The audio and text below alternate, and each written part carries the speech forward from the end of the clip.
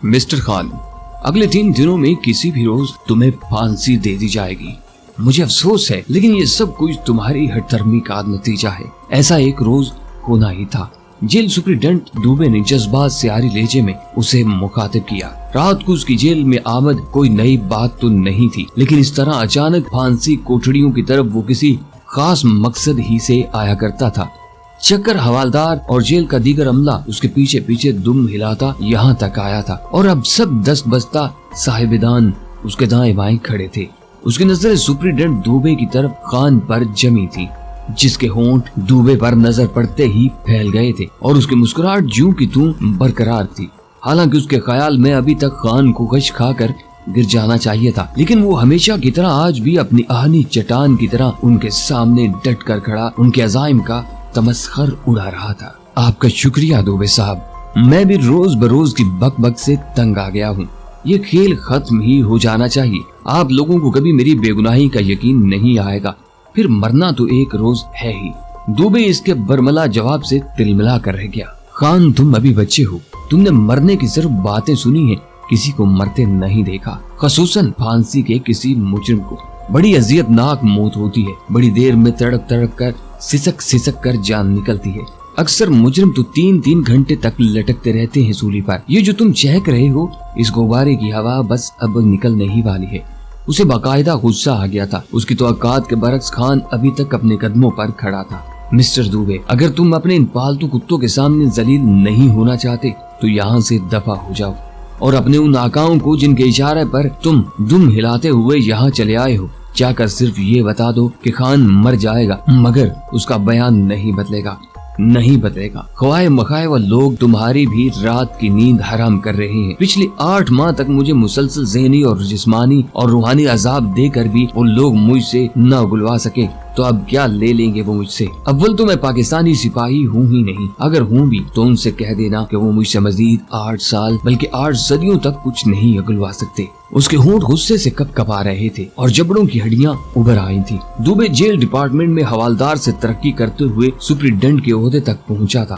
वो भारतीय जेलों का माना हुआ अफसर था। बड़े बड़े बदमाश उसका नाम सुनकर कानों को हाथ लगाया करते थे। जिस जेल में गुंडागर्दी का खतरा होता, हुकूमत उसका तबादला उस जेल में कर दिया करती थी। उसने जिंदगी में हारना तो कभी सीखा ही नहीं था, लेकिन इस 25-26 साला नौजवान पाकिस्तानी जासूस ने उसे अपने नजरियात बदलने पर मजबूर कर दिया था। वो मुसलसल 8 महीने टार्चर सेंटरों में तफ्तीश काटने के बाद यहाँ पहुँचा था। उसकी आमद से एक रोज पहले ही CIB के 3 आला अफसरों ने दुबे के सामने उसका मुकम्मल कच्चा चिट्ठा, जो सिर्फ उनकी इतलात की हद तक था, बयान कर चुके थे और ये भी बता चुके थे वो इन इतलात में से किसी एक की तस्दीक उसकी जुबानी नहीं करवा सके।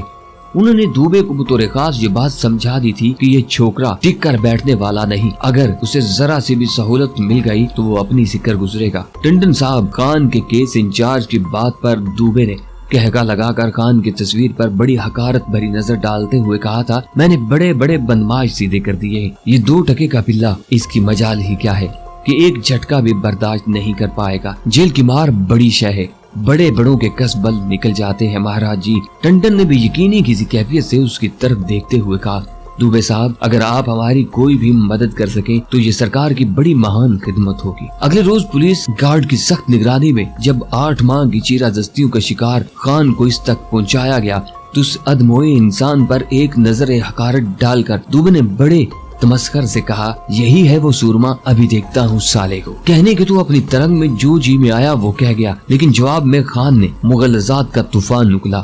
उसने दुबे को तो पागल ही कर दिया था। वो वैसी दरिंदों की तरह उस वक्त उस पर बेद बरसाता रहा जब तक उसके बाजू शल न हो गए। हर जर्ब पर उसको नई गाली से नवाजा जाता और आखिर बेबस होकर उसने चक्कर हवालदार मंगामल को बुलाया और हुक्म दिया, ले जाओ इस लोफर को और इसका दिमाग ठीक करके मेरे सामने पेश करो।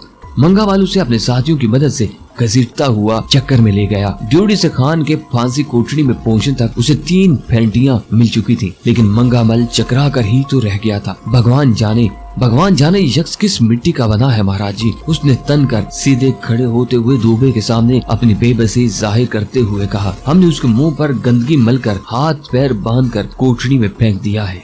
اس نے اپنی کارروائی سے اپنے افسر اعلیٰ کو مطلع کیا۔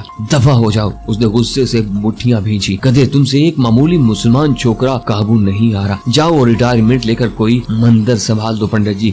غصے سے کھولتے ہوئے اس نے پنڈت منگا مل کو چک کر حوالدار کو حکم دیا، اسے کھول کر ڈنڈا بیڑی لگا دو۔ 8 دن تک تو خان کو ان لوگوں نے ڈنڈا بیڑی لگا کر بند کر رکھا تھا۔ یہ ان کے نزدیک جیل کی سخت ترین سزا تھی، لیکن کیا مجال جو اس کے پائے اس بات میں ذرا سی بھی لغزش آئی ہو۔ 8ویں دن جب روایت کے مطابق صاحب کا دورہ آیا تو پھانسی کوٹڑیوں میں بند سکھ قیدیوں نے سوال اٹھایا کہ اگر خان کی بیڑی نہ کھولی گئی تو وہ بھوک ہڑتال کر دیں گے۔ کم از کم اس حساس آتے میں انہوں نے انسانی درندگی اور بربریت کا اس سے زیادہ بدترین مظاہرہ اس سے پہلے کبھی نہیں دیکھا تھا، اور سپرنٹینڈنٹ کے لیے یہ کوئی معمولی دھمکی نہ تھی۔ یوں بھی وہ 8 دن سے زیادہ مسلسل بیڑی لگا بھی نہیں سکتا تھا۔ اس نے انہی قدموں پر کھڑے کھڑے پنڈت منگا مل کو حکم دیا کہ وہ خان کا ڈنڈا بیڑی اتار کر اسے بیڑی پہنا دے۔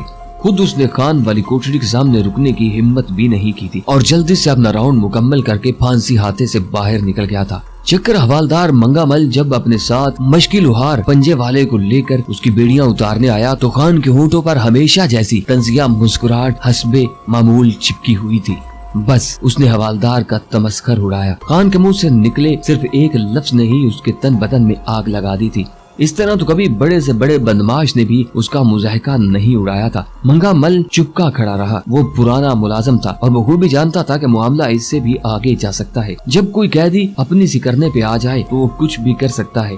خان کی نہ صرف بیڑی بدلی گئی بلکہ پھانسی ہاتھے میں بند سزائے موت کے قیدیوں کی دھمکی پر جو اب خان کو ہیرو کا درجہ دینے لگے تھے، جیل حکام کو خان کے لیے جیل سے اسپیشل ڈائٹ منگوانی پڑی۔ پہلی مرتبہ وہ آج خان کے دوبدو کھڑا ہو کر رات کی تاریکی میں اس سے گفتگو کر رہا تھا۔ اس نے یہ ڈرامہ انٹیلیجنس حکام کی ہدایت پر کھیلا تھا، لیکن اب بڑی شدت سے اسے اپنی سبکی کا احساس ہو رہا تھا۔ وہ بڑی تیزی سے بغیر کچھ کہے سنے لمبے لمبے ڈگ بھرتا اپنے دفتر میں آ گیا۔ غصے سے اس کے جسم پر لرزہ طاری تھا۔ رات کے 11 بج چلے تھے اور ساری جیل پر موت کا سناٹا طاری تھا۔ کچھ سوچ کر اس نے فون اٹھایا اور انٹیلیجنس کے اعلیٰ افسر ٹنڈن کا نمبر ڈائل کیا۔ ٹنڈن پچھلے 28 گھنٹے سے خصوصی کیس کے سلسلے میں مسلسل جاگ رہا تھا اور ابھی اس کی آنکھ لگی بمشکل آدھا گھنٹہ ہی گزرا تھا کہ اچانک گھنٹی کی کرخت آواز نے اسے نیند سے بیدار کر دیا۔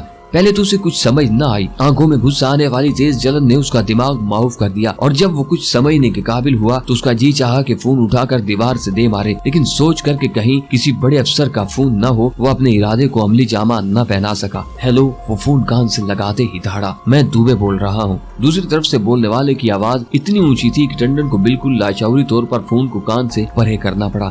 کیا بات ہے، اتنی رات گئے، کیا مصیبت آ گئی؟ اس نے پھاڑ کھانے والے لہجے میں دوبے کو جواب دیا۔ بات کچھ نہیں، تم سب لوگ جاؤ جہنم میں تمہارا ماتحت نہیں کہ تمہارے اشاروں پر ناچتا رہوں، سمجھے تم؟ اس کے اندازے تخاطب اور باتوں نے ٹنڈن کو پاگل ہی تو کر دیا تھا۔ شٹ اپ، چلا کر اس نے فون کریڈل پر رکھ دیا۔ دوسری طرف دوبے نے بھی اسے باقاعدہ گالیوں سے نوازتے ہوئے اپنا فون بند کر دیا تھا۔